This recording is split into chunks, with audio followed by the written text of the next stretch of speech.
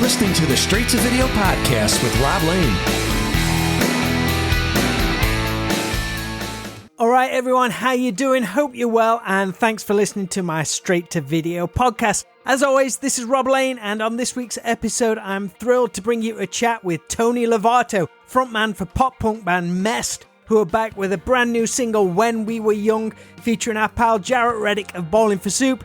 This is such a fun tune, great subject matter, cool video, and it is out now. Tony shared great insight into the backstory of the song, then we dived into some really fun memories of him growing up, his time on Warped Tour, life back in Blue Island, Illinois, and he had some great picks in the end of episode VHS time travel question, so I hope you're going to enjoy our talk.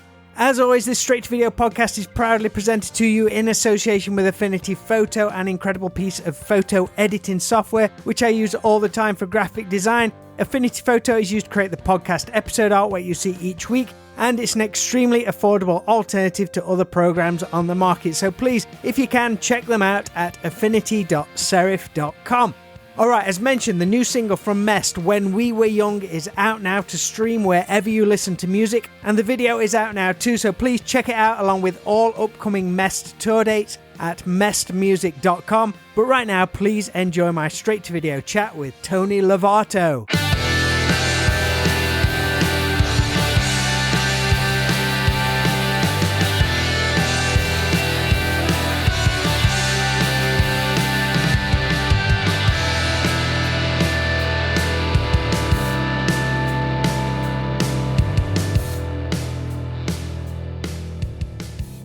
Hey, sorry. I've been sitting here waiting for you, or at least I thought. Oh, shit. My bad. Sorry about that. Thought I was here nice and early. I've been sitting here for like 10 minutes. Like, all right, we're good. Like, I'm here early for once. It's all good, man. How are you, Tony? Lovely to see you. Good to see you too, man. Just waking up, getting the family out of the house so I could get the day started with this type of stuff. So we have a couple of mutual friends. I've had Brendan from Mercy Music on the show a couple of times. He filled in on guitar for Authority Zero on the tour you recently did with Bowling for Soup. And I've known Jarrett for like over 20 years now. I know you've toured with him many, many times. He features on your new single, When We Were Young. You've been friends for such a long time after touring together on Warped Tour, so it must be cool to finally be on a track together. Just one of those things that's like a natural thing. When you're friends with somebody, and we're friends outside of music too, you know, like we text fairly often and, you know, sort of the checking in on each other, that type of shit. So when it came up, I think it was, I don't know if our tour was already booked together because we did a tour together last fall with Authority Zero. And when that was booked, we were trying to get the record out. The single was done. Most of the record was done for the most part, but me having like fucking major OCD, ADHD type of shit, it was a lot of remixing and just shit like that. And then scheduling too between me and Taylor, who did the record with us. Drummer of Lit is a guy, my buddy, him and I wrote some shit together. He produced it and stuff. So we were trying to have the single out with the tour. And I mean, here we are, and it's coming out in 3 days. So I think we first teased it in December of 2022 because we had a clip of the video already. And I'm like, well, fuck it, let's start teasing it now in case it comes out for that tour, which obviously it didn't. But I've explained to people, I'm like, when you do shit on your own, it's just so much more work that goes into things, and scheduling is a lot harder because you don't have everybody planning all the other things. So it's like you're trying to keep everything in order. Then you have to also make sure that all your ducks are in a row before you put out music, right? So I just hit him up. It was like a simple, like, hey, dude, do you want to write a song together on the new record? You want to, you know, like, and I was like, yeah, sure. How long did it take for that text to come back? Was it an instant yes? Yeah. He was like, yeah, for sure. And I was like, all right, cool. I think it was just one of those things where it was easier just to get him on a track than to try and write something together realistically because of scheduling. I live in California, he lives in Texas, touring, all that shit. So when that song had come up, we sort of were like, this is probably going to be one of the singles that we promote. And then because of the pattern of the verses, it made sense where it was like, it's almost like I'm singing one line over the next, where it's like the talk back sort of thing. So it just made sense where I was like, well, this would be cool. Like it would make sense for him to have. What's funny is I showed it to my wife for the first time. I didn't say anything. She had heard the song a million fucking times. Jarrett sent his stuff to me, mixed it in. I'm like, oh, hey, check it out. So we got it now. And I didn't like point it out like, hey, this is with Jared on it, right? I just was like, hey, listen to this version. Thinking she would go, oh, this version, knowing that we were getting his shit. So that sort of passed by her head. One in there, out the other, probably most of the shit I say to her. That's a married relationship, right? For sure. Like, yeah, so I guess it's sort of normal. So she listened to it and I was like, what do you think? And she's like, yeah, sounds good. And I'm like, that's it? I'm like, that's Jarrett on the second verse. And she's like, oh, I didn't even notice it. And I'm like, we sounded like, we don't sound that much alike. So I was like, let's listen to it again. So I showed it to her again. And she's like, oh, she's like, now that I'm paying, she's like, yeah, for sure. You caught her out. She wasn't listening properly that first. Right. So then I'm like, do you even listen to music when I fucking show it to you? Or you just, you know what I mean, doing the head nod and the smile type of shit? No, she thinks she's like executive producer when it comes to my music. It's cute. It's funny because she doesn't know certain words, like how to describe something. If she's hearing something like, you know, and she has pointed shit out, which later on I've been like, yeah, you're right. Okay. That's why I use a lot of people in my life listening to songs, right? When I write them, when they're semi-done being mixed, like I have friends I've been sending shit to since my best friend. He hears every MEST record before anybody. I send him every song almost as it's built too, sometimes, you know. But then I have certain people like my old man who's been a musician his whole life. Just listen to this, tell me what you think. First listen, you know, like, or listen to it 4 times and then tell me, just to get that other perspective. But my wife, she'll be like, I'm trying to describe this thing. It's like if you were to like, and she just says like the stupidest shit. Like it doesn't make any sense. And then I have to decipher what she's trying to say. But there is a point to it. It's usually a good point which she's trying to make. Sometimes. Sometimes she's just trying to beat me down. Do you remember much about meeting Bowling for Soup on that tour back in, I think it was 2003? Did you know much about them when you first toured together on Warped Tour? Definitely knew of them. I would imagine before the Warped Tour even happened with us and them, probably had done maybe a couple things here and there, random other maybe radio shows or like different festival things, maybe. Definitely knew of them for sure. Warped Tour, at least in that era, going to the early ones in the late 90s or whatever, so the early Warped Tours, late 90s, that was like watching it from afar. You want to be part of it, right? I remember like Pennywise coming on and playing the Brougham at the end of it. And this was in 97, maybe. And the band guy's coming out and everybody's singing with them on stage. And I'm just like, I have to do that. One, you're in a band and you get to play this festival. Then you get to hang out with other bands that you're fans of, friends of. Like, it's just like the Mecca, right? You're just like, that's it. And so to be on that Warped Tour, like I went into it with that same concept of like, I want to be everybody's friend. This is the biggest party. We're all doing the same shit. Everybody should be friends. And so for the most part, I wouldn't say I'm a social butterfly. I'm not like, because then there's times where I'm like, can be very reserved, but I'm generally a friendly person, right? I'm going to be the guy to say what's up, say hi, introduce myself. And they're those guys too. Absolutely. You know what? That's the first thing I took from meeting Jarrett all those years ago. I used to do a fanzine. And as I walked in the dressing room, they came in and he said hello to me. Didn't have to. Right. It was just a tiny thing. I remember him like making a point to introduce himself when he came in. He didn't know who I was. Yeah. It made an impact. Made me think about this yesterday, right? I was driving home after the gym. I'm thinking about whenever the world has a crisis or all something in common at once. I remember saying this years ago, it was like 10 years ago. I was talking to my buddy's aunt at the time. I'm like, I remember 9/11 happened. I'm like, it was sad as fuck.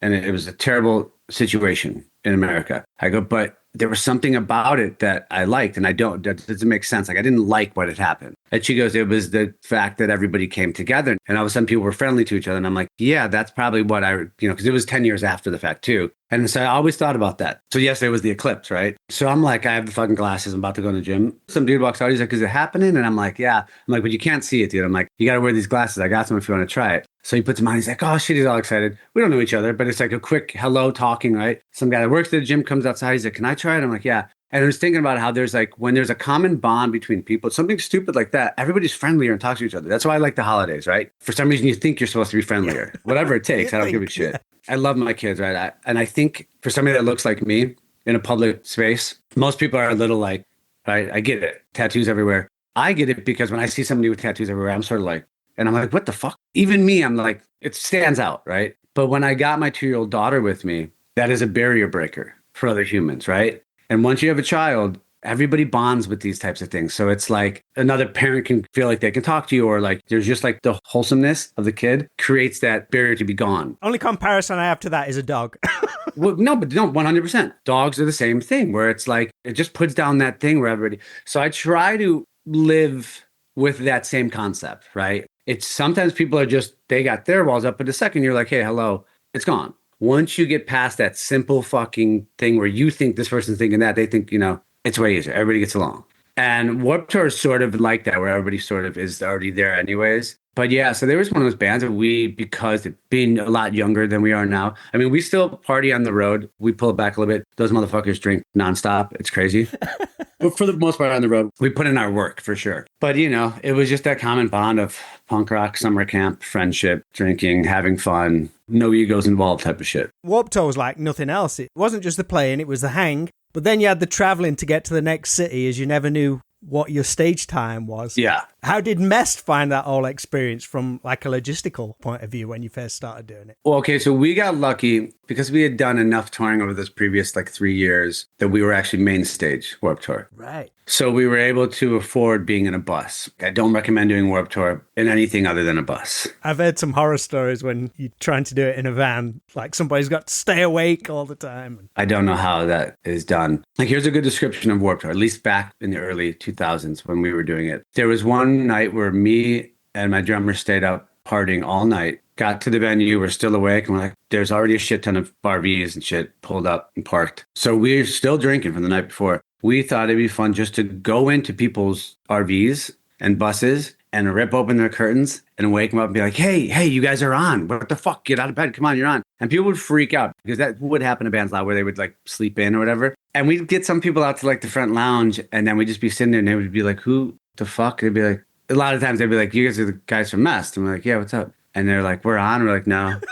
You could never do that in any other situation. You know what I mean? Thankfully, we didn't run into the wrong band doing that, too. Most people had a good time with it. Son of a bitch, we'll get you tomorrow. Right. That was the vibe of the tour, was just fucking with each other. Even if you didn't know people, but that was your introduction to them. And then you had that bond for the rest of the fucking tour, Oh, that's great. But we got lucky with our set times on that tour. Lisa treated us really well, I'll just say that. So we sort of knew where we were at every day. The new single, When We Were Young, obviously a nostalgic throwback in its title, something you're not unfamiliar with doing in MEST, as you've had songs like Rooftops. But all these years later, it's a similar topic, but you're older now, you're a dad. Whilst it could be seen as a similar subject matter, how is it different? Does it come from a slightly different place, if that makes sense? Or are you still reminiscing on similar things? Well, if you were to listen, like you said, if you were to listen to Rooftops and When We Were Young, you're same song, right? For the most part, you get the concept. And in a way that it is. But Rooftops was it was more the start of when I was going to be out on the road a lot. And when we were in our early years of the band and our teen years and just knowing that for the most part, those days were over with. And it was reminiscing about that neighborhood. This song was a little more of a bigger blanket of to everybody of when you're growing up through the teen years into high school, even into college. And at what point do we get to that age where all of the dreams and hopes that we have turn into more of nightmares? It was more of a reminder, not a reminder, but it is, I guess, yeah. In the verses, it's a reminder, you don't have to stop pursuing stuff, you may have to be doing other shit while pursuing. And I still think that kids give up too early on, or should I say adult? I mean, I refer to professional football players as kids now because they're that much younger than me. But I do feel people just give up too early. And I think that at any age, you can still pursue your dreams or your goals, the things that make you happy. It doesn't have to be dreams, but things that make you fucking happy, dude, There's a line in the chorus where I say, the look inside your eyes reminds me of the better times. And that was a direct thought of looking into my son's eyes and my daughter's eyes and just thinking they're just starting out and they have this innocence to them and everything's exciting and new, wishing you could go and have that perspective again. And sort of using that perspective and that thought through them to be why can't we go back to when we were young? Just that simple statement. So it was just a little bit of singing to myself, but I do write to myself a lot, I would say. There's a little bit of self-help therapy, so to speak. But it's also, I try to represent people that are like me when I write songs. So to give them sort of, here's my journal. This is what helped me. Here you go. Do what you want with it. You know what I mean? That type of shit. You grew up in Blue Island, Illinois, near Chicago. As soon as I hear Blue Island, I immediately think of the band Enough's Enough, who started out there. Is that a little before your time, or have you ever crossed paths? So that's funny. Somebody else was asking me about Blue Island this a month ago or so, and I brought them up because Chip's Enough. He lives 122 in Highland Street. It's in one of the songs. Literally, if you just walk one more block, you go half a block this way because it tees off for some reason in that block, up to the next block, that's Ann Street. He lives on Ann Street. So he lives 4 minutes walking, and that's where his house was. Everybody that knows Blue Island knows Ann Street. That was the one block that would decorate on Halloween, all the houses, so everybody went there. But he actually hung out. I didn't know this, but who's my little brother, EJ, in the neighborhood. He stayed with me, worked with the band for all the years of our initial touring. he would hang out with Chip all the time and like go to his house and he'd like smoke weed. He had a studio in his basement and shit. And this was happening for a while before like he finally mentioned to me. He's like, yeah, I go to Chip's house all the time. I remember being in a restaurant once and he came up to me and was like, hey, dude. He's like, what's up? He's like, and I think he recognized me and I had never met him before I knew of him. What's up, brother? Yeah, yeah, 100%. Yeah. And then, so yeah, we just bullshitted for a second. But that was like, fuck, that might have been like 15 some years ago too. But yeah, definitely. I mean, you know, if you're, I mean, their fucking record, they have a record called like Welcome to Blue Island. Yeah. I think was right. Yeah.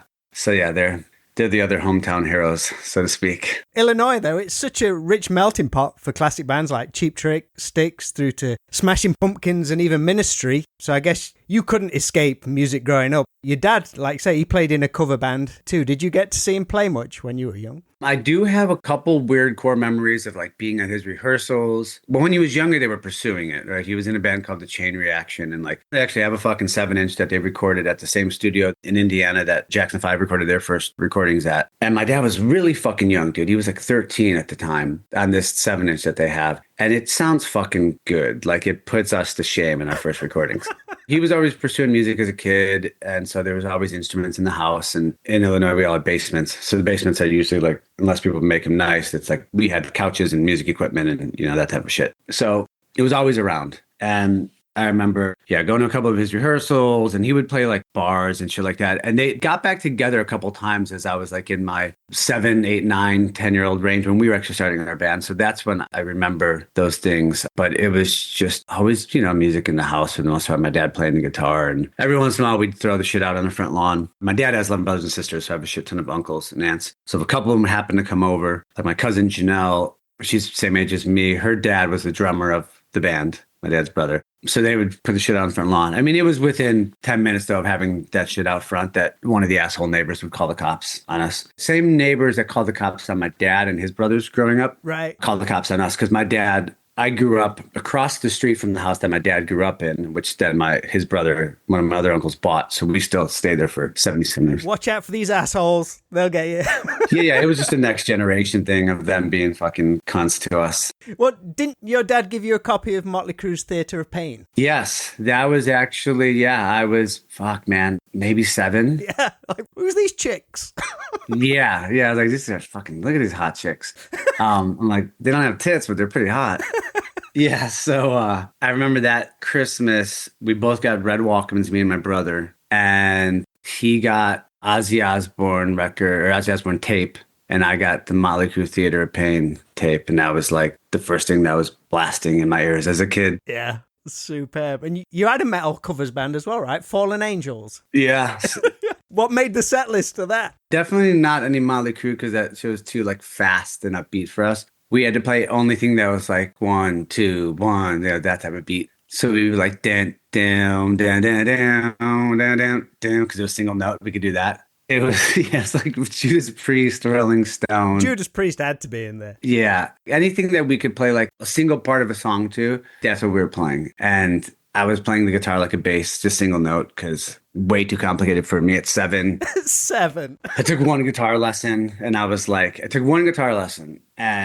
I remember the guy was like, okay, this is what he wanted me to practice was like 1, 2, 3, 4, 5, 6, 6, 5, 4. That was what he wanted me to practice. And I'm like, this is fucking boring.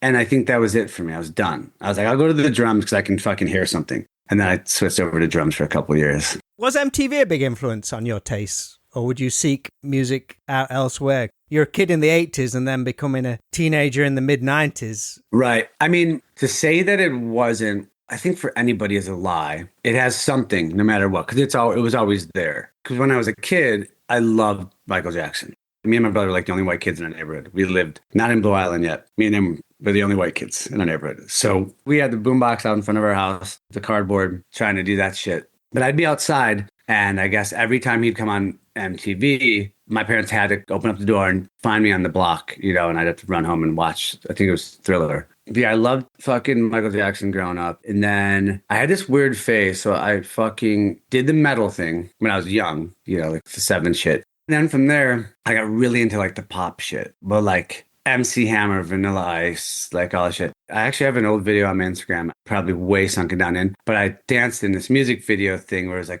80s style. And I was actually pretty good at fucking dancing. Like that was my thing. And so I was all into that type of shit. And I wanted to take that shit real serious, but obviously I didn't. And then from there, I got back into like rock music. And it was like definitely like the grunge era and shit was when I stepped back into music. And I was playing bass for a band when I was in 7th grade. So it was like going back into it. But I'd always still been playing drums and shit like that. I had a couple of our own original songs. It was like grunge bullshit. And then we would cover songs like Even Flow and Pearl Jam shit or Temple of the Dog. So we were doing that. I think grunge was kind of like what punk rock was in like the late 70s. People could relate to it in the fact that you've got all the big bands, which you can't touch that. But when grunge came, like, oh, I can relate to that. I could have a go at that. That's something I could have a shot at. Well, yeah, and it was new. And me being, how old are you in fucking 7th grade? Like 12 years old, 11, 12 years old, whatever. That is, I didn't live in Seattle. So that, of course, that's going to be my first introduction into it, is when it's on fucking MTV. But it was cool. It was rock music again, So it was like, I still identified as that's dudes playing instruments. That's cool. I like it. They're singing these sad songs. I probably had a crush on some girl that was older than me that didn't like me. So that, it helped out probably in that situation. Because then it was like that, obviously the massive thing of grunge in the 90s. But then once Green Day came out, it was like over with. I was listening to punk rock shit before that, but that was like the deep dive. We still had like in the neighborhood, I'd been introduced to Social D, Bad Religion, The Clash at a very young age because there was older kids that listened to that shit, siblings, stuff like that. Then like once Green Day came out, that Dookie record just fucking was everything to me because every song on the record is just so good. Enough teen and angst at the same time, enough immaturity but sincerity at the same time. And it was just who I was, how I felt I was on the inside, Was it MTV that introduced you to that, or did a friend say, you've got to listen to this album? I think probably MTV was the first one I saw. Was it Basket Case they played first or Longview? I can't remember. It was Basket Case. Definitely Basket Case over here, because just the color of the video just like came out of the TV. For sure. Not exaggerating. That's what I'm thinking in my brain. I remember how much it stood out because of those oranges and those blues that were in the video. And it just looked different than everything else that was on MTV. And whoever did the fucking colors in that video is a fucking pretty smart dude. I don't know. Once that happened, and I was like, oh, okay, I love that record. And then it was sort of like, okay, that was when I did the deep dive and everything else. Like I said, we already had some of the other bands in the neighborhood, but that was all I wanted to listen to. I went back and listened to all the old Green Day records and Operation Ivy and all the Lookout bands. And then it was just like the mecca of that era, which was the No Effects record had come out. Rancid Let's Go was out. Alkaline and Wolves came out in 95. Like, I mean, they were just like the best records. If you fucking look at that couple of years, man, like all the greats that are today, undoubtedly their best work all at once, at least in my opinion. Where was you finding it all? Was you one of the guys who did all the mail order stuff, or did you have a record store? We had record stores. So in Chicago, during the early like little punk rock days of, for us, our punk rock version generation, there was a place, obviously Fireside Bowl on the north side, very famous. Playing there was awesome. It was the coolest fucking thing. And then you'd rent your own VFW halls and put on your shows yourself, which would do a lot. On the south side, in a town called Homewood, there was Record Swap. And then there was Off the Alley connected to it, which was Off the Alley was the other venue. So I think it was called Record Swap, right? Am I fucking kidding? Yeah, I'm pretty sure. Been a long time. But that's where you could go and get records. I remember they always have the vinyls, like probably at this point, they were probably like original 7-inch, which I have one of the ones from like the Kerplunk era. I don't know what songs are on it, but it was from Lookout Records, 7-inch. Got a couple cool fucking 7-inches still in storage from those early days. Those things were played. You played them things over and over again. Yeah, my cousin Matt, the original bassist of MEST, he had a record player upstairs that was probably family-owned old shit. So we could listen to the stuff through that. Did you guys have Maxwell? Is it called Maxwell House? I know that's like the coffee too. There was like a delivery thing of like, it's very famous in America, where you would order 12 CDs and then you could get like 6 more for a penny. Yeah. Some stupid bullshit like that, right? Ours was called Britannia Music. That's what we know it as. But exactly the same thing, like 10 albums for £1 each or a penny each or whatever. Yeah. Yeah. But the initiation, you don't have to pay anything, right? So I remember being a kid and I filled it out in a different name, same right address. All of a sudden, all these records come to my house. My dad's like, what the fuck is this? And I'm like, well, Dad, there's this thing. They don't really ask for any proper information. And he's like, you're going to get in trouble. I'm like, and how? Who the fuck is John Smith? I go, I don't know who this guy is. He got his mail delivered. And I'm explaining it to my dad. I'm like, there's no social security number on here. Who are they going to, I'm trying to explain it to my dad. And he's just like thinking like, there's no way you're going to get caught. There's something, right? And I'm like, trust me, there's nothing they can do. And sure enough, there wasn't. But I got Face to Face record from that, Sublime from that, I got actually a couple decent records off of that. They never sent you any letters threatening you for money or anything? I'm sure they sent it to that guy, John Smith, whoever ordered the CDs, but not me. Brilliant. You're going to be heading back to the UK this June to play in London, I believe. I saw you guys back in Nottingham Rock City in March 2004, so 20 years ago, with Fall Out Boy. Do you remember much about that tour and your time coming over to the UK? I remember certain places on that tour. I do remember it was cold as fuck from what I remember. In March, yeah, it probably was. Yeah, but we were hitting the end of a touring cycle at that point. I remember being really worn out on that tour. And I do remember, like, I could not get the jet lag out of me. Like, my sleeping schedule just sucked. I'd wake up at 6 a.m. You guys always sell these fucking meat pie sort of fucking things that I couldn't get enough of. So I'd fucking make sure I had a stack of those, or we'd stop at a rest stop, get that. I'd fucking eat it. Throw on the same movie. I can't remember what movie it was. Those VHS bullshit that we had in the bus. Or no, man, it was probably DVD shit. Same movie every morning. Finally fall back to sleep, wake up, and it'd be like 4 in the afternoon. And you'd be like, all right, come on, sound check or this or that, you know. Your day's just screwed. Dude, I never saw the sun because I would be up so early eating my fucking meat pie. The sun wasn't up yet. I'd sleep through the sun. Sun would go down. I'd get off the bus and it was dark. And it was like, dude, consistent like that for a couple weeks. But yeah, I remember that was the first time Fall Out Boy had actually ever gone over to Europe ever. So, hey, that's why they're so big over there, because we brought them first. There you go, man. Credit to us. Tony, I'll fire one last question at you. On the subject of VHS, what you mentioned then, I want you to time travel a little to a Friday night in the late 80s or early 90s, back in Illinois. You're heading to the video store. What movie soundtrack do you put on that red Walkman, and what 3 tapes are you going to rent for the weekend? A movie soundtrack.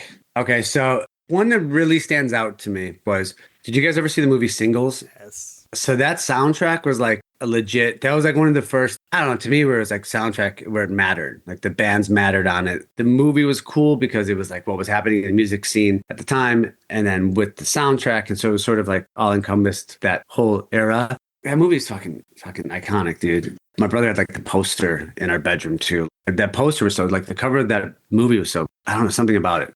But it's just one of those things that, like, that just stood out. It was just so fucking meaningful at the time. So if I had to think of something like in the early 90s, that would make sense. And then if I was, and what movies would I be going to rent? Well, that movie, I guess, would be one of them. Or like something that stands out to me is like Spring Break in like that April when I was like 13. It's like 93-ish era. I was watching the movie It. Right. That was my first introduction to It, which I remember that Spring Break, one of those core memories for some reason. We watched It and listened to Bad Religion Generator all the time on that spring break. And that was like 93, maybe. Yeah. Isn't it weird how things like that, I bet if you see like It on streaming services or that Bad Religion, you instantly time travel. You're instantly back there. For sure. Those two things correlate together. They have since 93 for some reason. And they have nothing to do with each other, but for some reason they do to me. Yeah, for sure. Awesome, man. One more film. Late 80s, early 90s. I mean, Dazed and Confused was also a fucking one of those movies, which you do when that movie came out to what it was based on time period wise. And if you do that same thing right now, it's depressing. I'll just say that.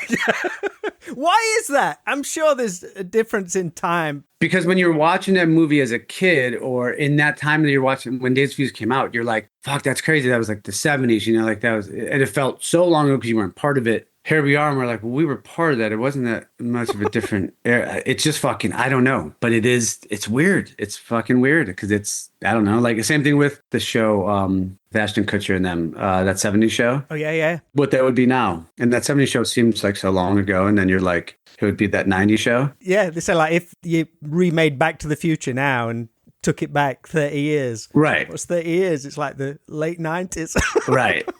I know. It's fucked up, man. And then obviously like Austin Powers, dude, those movies I always used to get stoned and I would get so fucking high and go in my bedroom and watch Austin Powers. And I would be crying laughing at the opening scenes because him just fucking dancing and skipping around and shit. Like I remember like, this is a true story. I actually went and rented the movie with my cousin Michael, who's like 2 years younger than me. It was Matt, our bassist. It was his younger brother. We got fucking baked. Went in my bedroom, put it on, watched probably the first 15, 20 minutes. We were so high and laughing so hard that we like wore ourselves out and then both passed out and fell asleep. Only watched like the first 15, 20 minutes because it was like the intro is so fucking funny, dude. When was the last time you had one of those belly laughs that, like you say, it wears you out? From when I was high? Just in general, it's like you don't get them anymore. You had them all the time when you were a kid. You know what? Honestly, to be honest, like the dudes that I've been around the past couple of years that work with the band with me that we travel with, that is one of the best things about the guys that are with me right now. My whole thing is like, of course, you got to play the songs proper. You got to like, that's the most important shit. For me, it's who you are as a person on the road. If I'm going to spend a lot of time with you, travel with you, be around you all the time, I need everybody to be on the same page as far as respect for each other, having fun, that type of shit, sense of humor. And on tour, we have some of those mornings where we wake up and like everybody's still a little buzzed or something. Like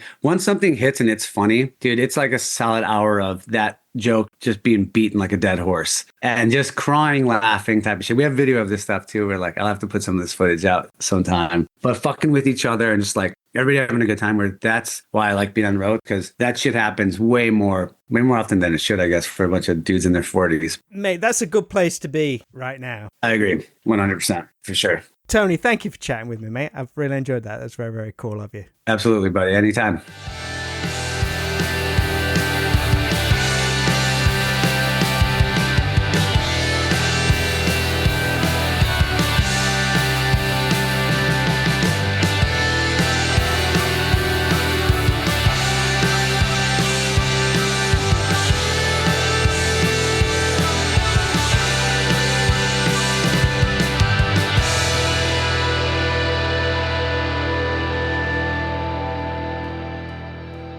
Big thank you to Tony Lovato for being such a great guest on this week's Straight to Video podcast. I had a lot of fun on that one and hopefully catch the band when they return to the UK this summer. All information on the new single When We Were Young and all things MEST can be found at mestmusic.com.